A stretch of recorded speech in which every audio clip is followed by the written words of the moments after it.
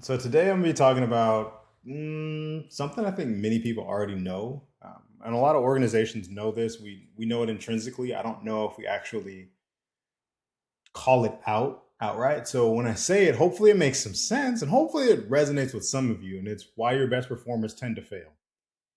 And it's not that they fail in the role of performing; it's that they fail in the role of promotion. So what tends to happen, especially with first-time managers or the folks that we have navigate it. And there's actually a principle called the Peter principle. So I had never heard of it before. So I'll give you something to Google and something to have fun with. But again, that's the Peter principle.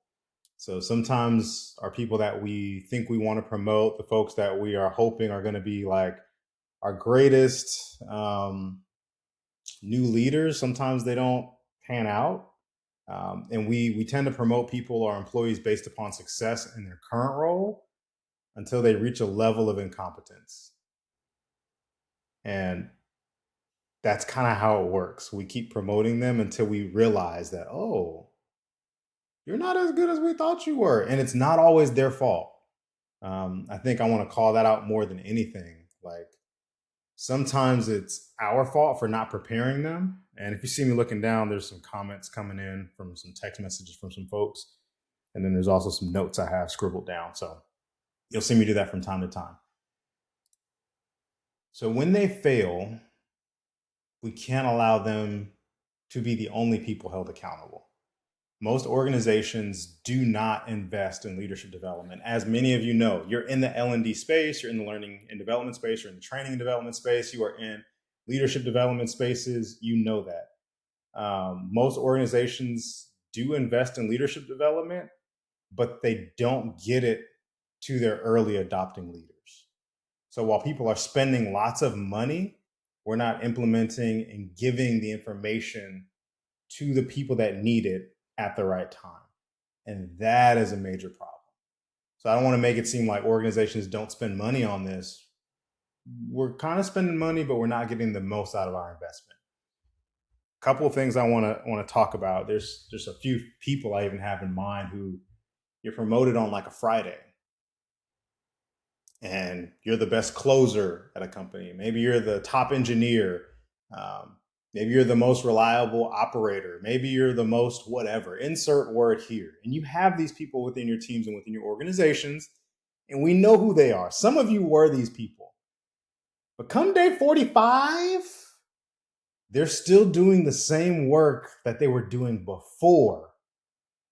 They have not adjusted to the new requirements of the role. So while they're still doing the same work, the team is still waiting. The bottleneck now has a new title. So before it was we don't have anyone in this position. Now it's, oh, the bottleneck has become this new leader. So the thing that made you great up to here is the thing that's now going to start holding that individual back. And we know this because we see it so often. And I want to just be honest, most of the time you're not promoting a manager, especially if they're going from an individual contributor role. Even if they have influence in the role, you are not promoting a manager. You're promoting an individual contributor. So you've promoted your best IC and handed them a manager's title, a director's title, a supervisor title. Those are not the same things. I just want to be clear on that. And what you're expecting is not the same person.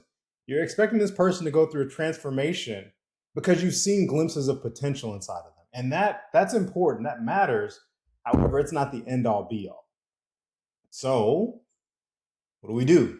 Um, it, well, one, I'm not going to say you just throw more training at them because that sending them to a LinkedIn Learning. I know I'm on LinkedIn doing this. I'm not against LinkedIn Learners. I think they have their place. Throwing that at a person though as the only thing that's going to help them is probably not the best idea. Why? Because they're in two opposite spectrums right now of what you want versus what they are. And it's not, again, a fault of theirs. It's not even a fault of the organization, really. It's sometimes we're so in the work, we don't realize what we're doing. So the person that we have, the individual contributor, the person that was doing the work, that's the person that gets in the trenches. You'll hear these terms often, especially in public sector. I want to be a person that gets in the trenches. I'm in there with my people. I'm doing it. I'm in the grind with them. And that's great. And in real strategy and where that comes from is normally a militaristic term. And to be honest with you, not all of the folks who are making strategy decisions are in the trenches with people. I'm just saying. So even the usage of the term, we're not even quite pulling it in right, in my opinion. Um, and again, this individual as an individual contributor, they do the work themselves. They're better than a lot of other folks. They're faster. They're more efficient. They're quick. They're thinking on their feet. They're able to be like, oh, I have 1, 2, and 3 that's coming up. Let me plan for that because I know the work. I'm in the grind. And that is fantastic. And we do want to reward that. Promoting, though, changes the scorecard that we're now grading this individual on. So before, we love those attributes of like some FIO, some figure it out.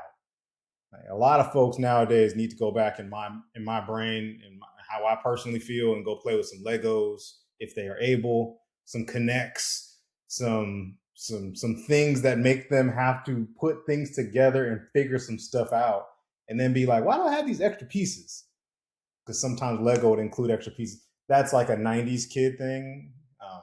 I won't go there, but sometimes we need that on our teams, and we love it because it takes the pressure off of you as a leader, off of you as an organization. When you have people in the org that own the problem and want to solve it, and that is beautiful. And then we take these people that we really love at solving these problems, and then we turn them into managers, and they're not even ready for it because we're not scaffolding it enough.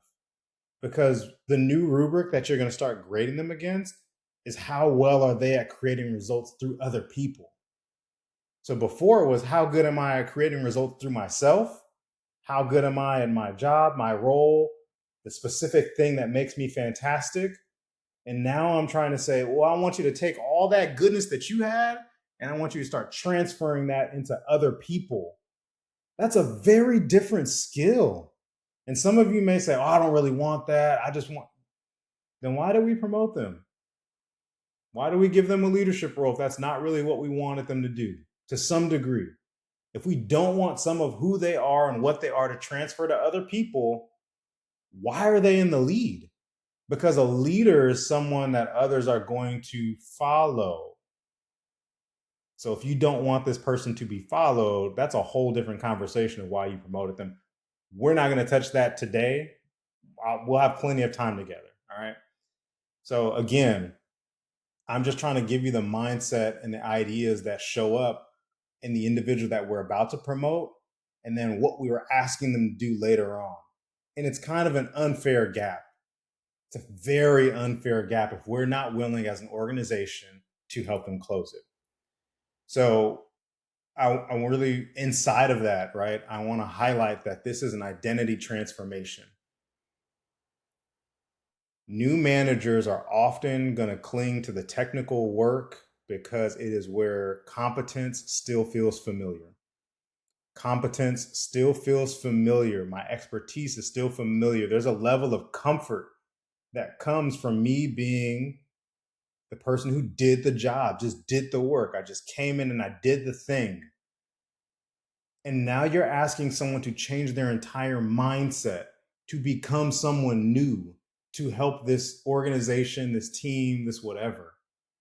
I want you to like grasp that. So the next time you're thinking about, oh yeah, we're going to promote so-and-so because they're really good. The team really likes them. They're really good at the job, 1, 2, and 3. Okay, that's great. That's great. That's fantastic. It's beautiful. They're great at all that. And now they're going to have to change their identity to become something different.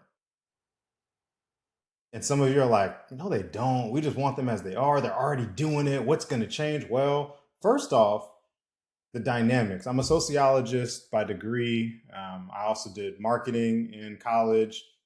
I then went back for my master's in innovation and globalization. I've been working with organizations for over 15 years in leadership and consulting and coaching and people development and human development.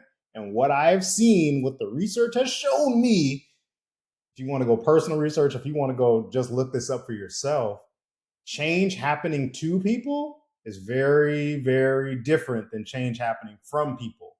So I want you to grasp that concept, because when you promote someone, you are causing a change to happen to everyone else as well. So just because they were good at the role before, people are going to change their perception of how they look at them. It is natural. It happens. I want you to be aware of this. And that leader needs to be aware, and they need to be prepared for the change that's going to come, not just from themselves, but how others are going to start perceiving them. And that takes a new mindset and a new level of identity. So identity transformation is crucial.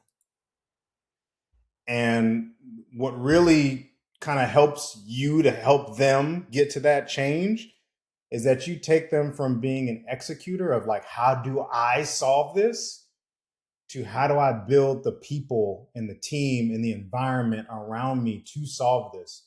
And I want to be very clear. You're not telling an individual that, oh, you can't touch the job anymore. You can't do this. Don't touch it. They're the expert to some degree, or they have some level of expertise. They have some level of skill. That's why you promoted them, right? The thing that you don't want them to do forever, though, is the thing that you promoted them from. So there's a transition period that you want to have happen where they are learning how to develop others. How do I build the person who solves this? How do I build the relationships with the team? I wonder if my iPad will work for this. This is something I learned so long ago, and hopefully I can pull this up, because I think it's really good to show you all. I wasn't really expecting to go this route.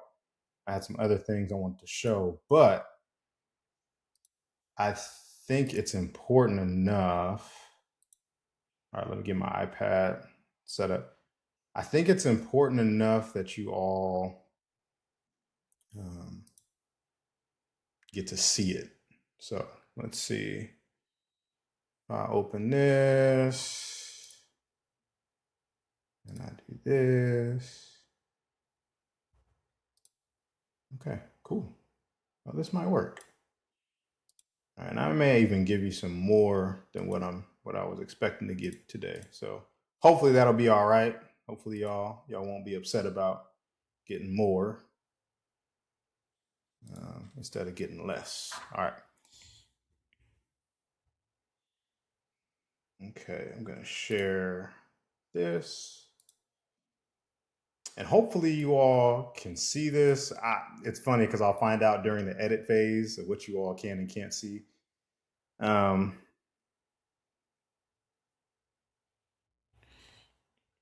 Relationships.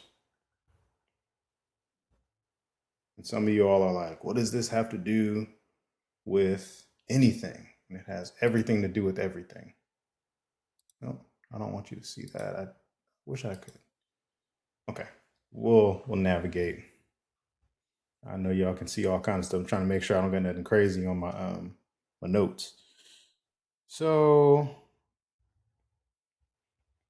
initiate.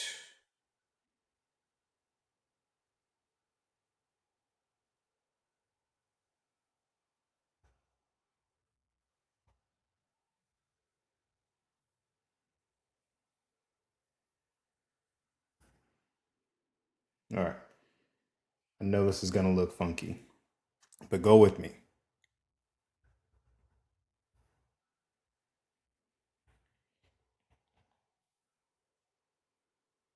All right. So what you see on your screen right now, got to make this like real exaggerated for you all. All right. So this is a relationship cycle. And the reason why I'm showing you all this is because it's important to how folks get together, how they get down, what happens. So you have to remember that every relationship starts with initiate. So you have to start off knowing someone, getting to know someone, whatever the case might be. And this is not just true for romance, family, work, platonic. All right. So every relationship has an initiation. It has a starting point. And after you've initiated, there are some parameters,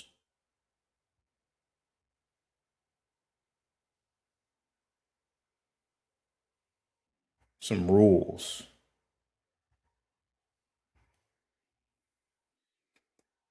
If you don't believe me, I would.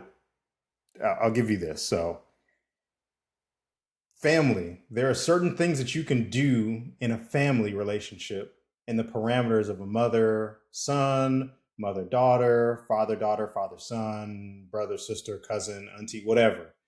There are certain things that you can do in the parameters of that relationship that you better not do if you are not inside of that relationship. For example, this is one that people tend to relate with a lot. There's like brothers and family members or whatever. I grew up around a lot of folks. So you might talk about one another. My cousins and I we call it roasting and capping. That's the term we used back then. You might do that with them. We might talk about one another, but that's okay in the parameters of our relationship. You can't come in from the outside into our relationship and start saying something about my cousin and expect me not to have something to say back to you. We might have been arguing, we might have been going through whatever, but when you showed up, you don't share the same parameters or rules that we share. So you're not allowed to do that thing. That's no different than inside of a work relationship. And I bring this up because I really want you to understand that in a working relationship, when I was onboarded, I've been given a set of parameters. I'm the new person typically. And I'm learning, I'm growing, I'm developing, I'm getting to know the team, I'm sharing things, but there are parameters. There are things that I can do in a work relationship that I can't do in a family relationship, that I can't do in a romantic relationship. HR, hello. There's a whole bunch of things. As we tend to move on, though, I want you to just highlight that work relationship. It's one thing when we're peers in a working relationship. The work relationship I have with my manager is very different than the work relationship I have with those around me. The work relationship I have with my skip level is very different than the working relationship sometimes I have with my manager. The parameters are very different. There's some similarities, some things I can do and can't do in both. However, when I've initiated a relationship, there are parameters. There's almost like this field of things that are acceptable and not acceptable. When we promote people from a peer to a manager, I want you to realize that the relationship has changed, not only for them, but for everyone around them, because the expectations and what's allowed have also changed. And so if we're trying to get a person to go from being an executor of doing the work to developing their previous peers, that's a whole different dynamic.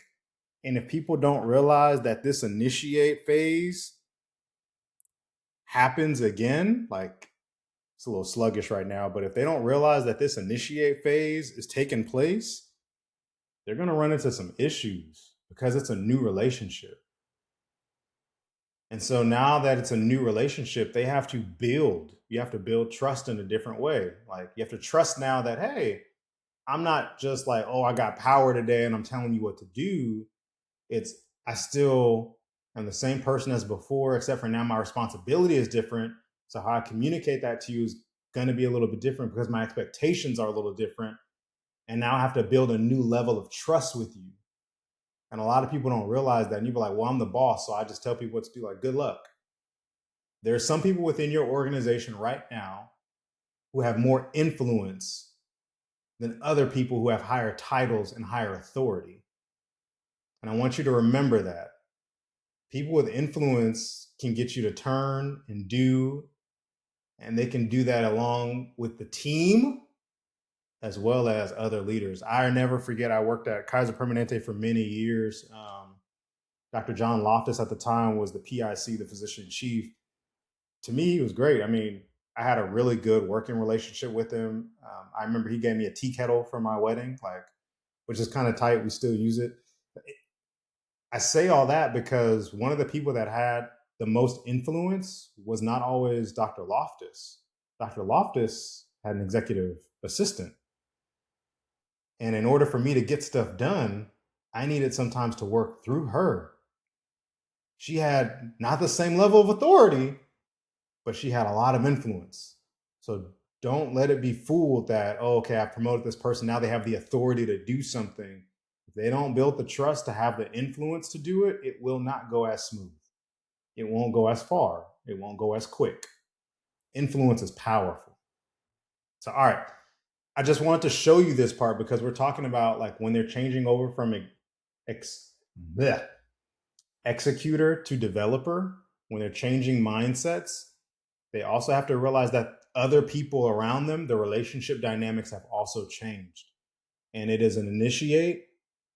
I have a new initiation. There are new parameters.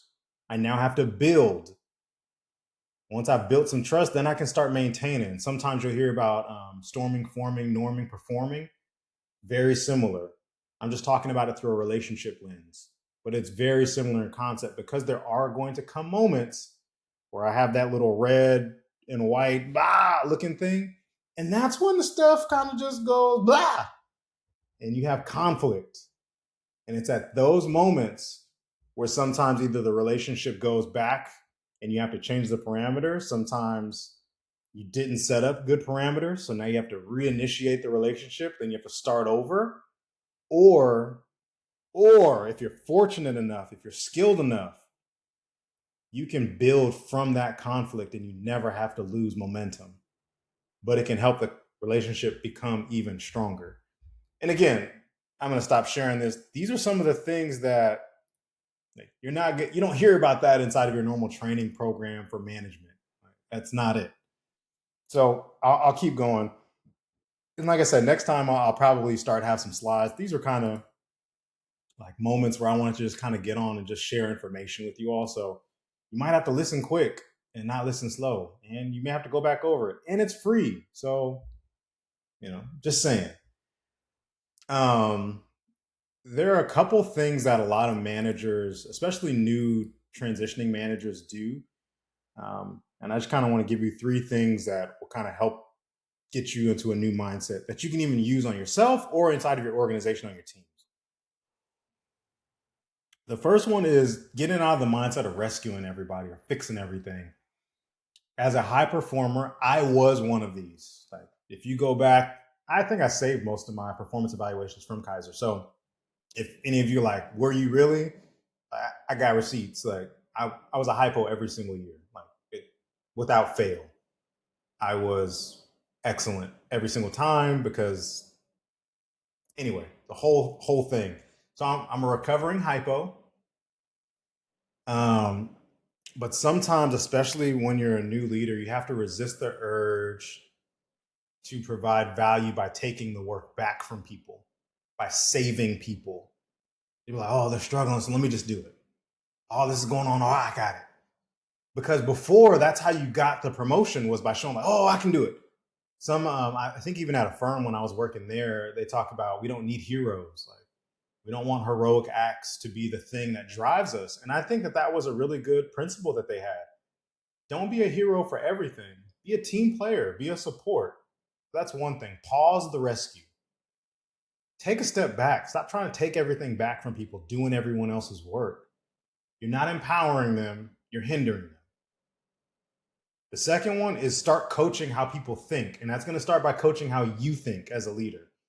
And so if you're watching this, if you're inside of an HR position, if you're a training director managing teams and onboarding on-site or off-site trainings, or if you're bringing in other folks to do this, like, I want you to start looking for these things inside the programs that you bring in because it will help your team.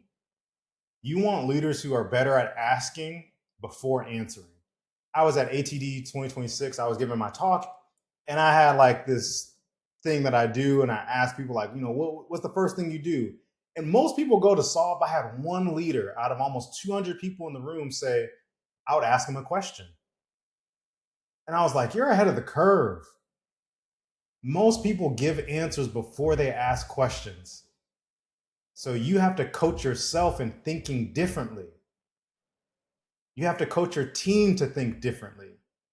Make reasoning visible for everybody. Don't make it as you being the solution vending machine. And then the third thing I want you to do is transfer ownership. So you don't have to own every single thing. As a manager, as a person who is going from being an executor to a developer, and I struggle with this sometimes too, is being able to develop the outcome. Like, this is what I want. This is my vision. This is the goal. This is where we're headed. Allow someone else to carry you across the finish line. It is not going to look exactly the way that you wanted it to look. Believe me, because sometimes people are better thinkers than you are.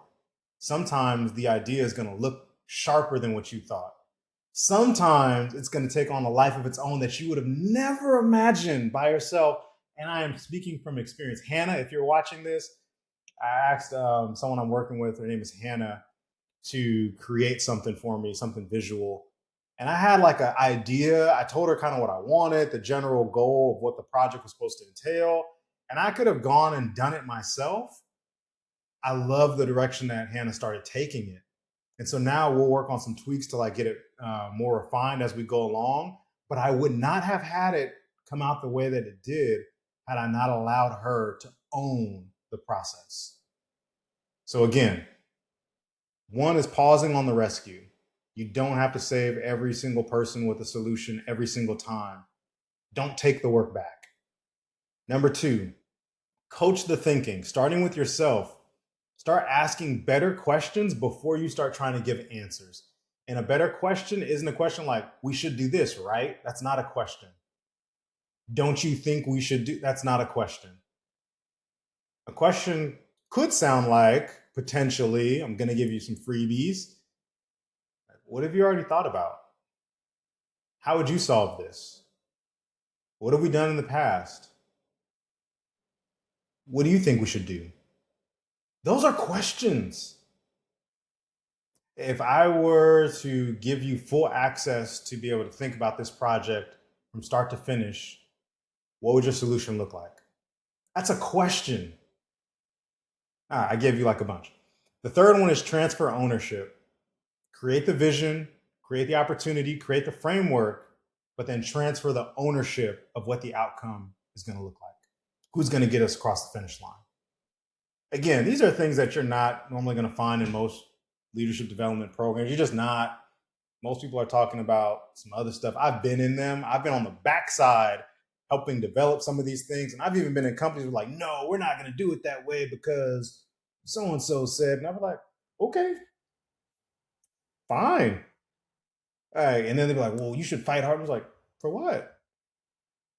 I know this stuff works because I've used it. I know this stuff works because I've researched it. I know this stuff works because I've done it.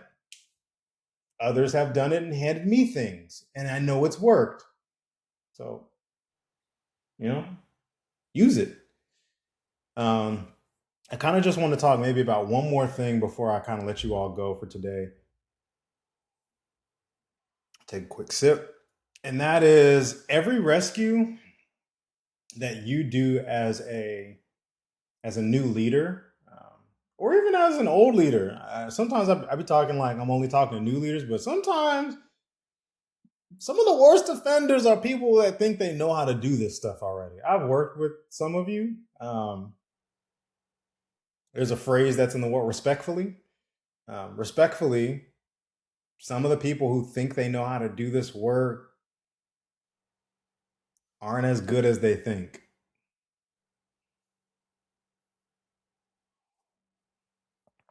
And I mean that respectfully.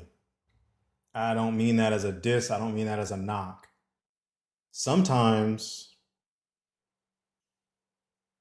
we trust ourselves a little too much and it causes issues.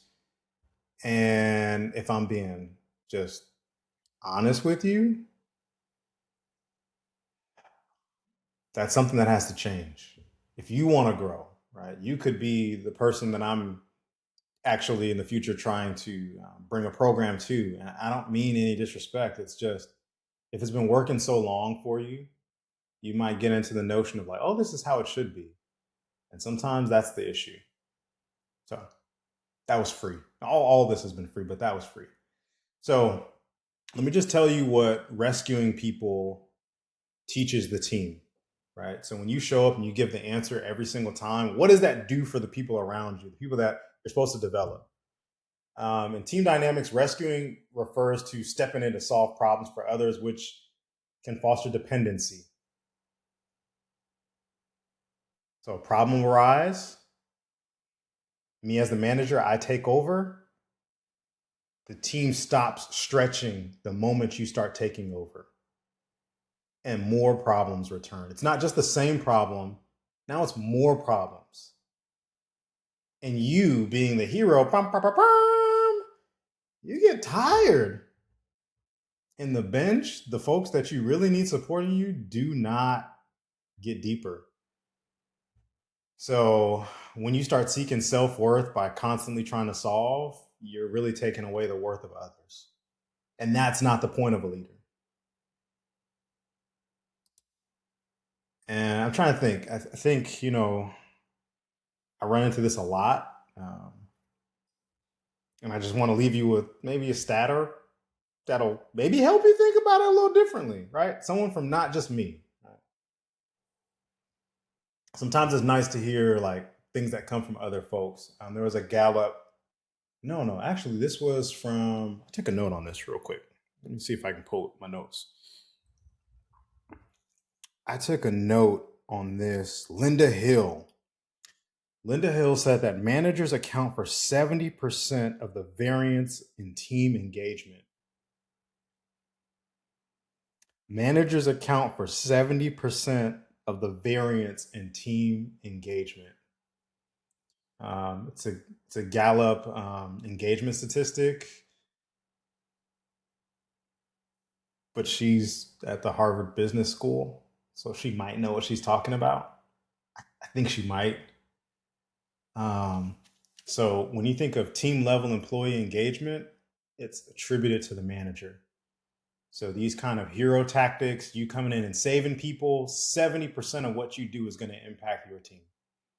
So a fumble transition, if you're the one fumbling, not really knowing what to do, or if those that are being promoted within your organization are the ones that don't know what to do and they do this, they're going to change the experience of everyone around them for good or for bad. And this rescuing stuff is one of those ways that happens. So I think this is good for today. Like I said, I'm going to be coming on probably, like I said, every week, every Wednesday, unless there's something that's going on. Like this morning, I had a flat tire from last night, had to take care of at Costco. So I'm glad that I was able to get here and get on. I can do these remote. So maybe even if that happens, maybe you'll just be walking with Kale that day instead of kick it with Kale. And we'll navigate through some things for leadership because not everything that happens can be planned for. We can be as prepared as possible, but we can't always plan for everything. So if you walk away with nothing else today, I just wanted to highlight that today was all about first-time managers, early leaders, those that we promote. We have to begin to help them transition their mindset, their identity from being the doer, the executor, the high-performing individual to the developer, the person who's asking better questions, who's not taking on all the work, who's not hoarding all the information, who's really there to lead people. And I want you to remember that it's relationships as much as it is authority. Well, that's it for today. I hope you enjoyed. Please, if you have any comments or there's things that you want to hear about in the future, let me know in the comments. You can send me a message, email. I will be hosting a webinar coming up on August the 4th. If you want more information about that, that is going to be more for individuals, but it will be a fantastic opportunity, especially for those that are trying to figure out what am I doing in leadership. So it's called Can I Actually Lead?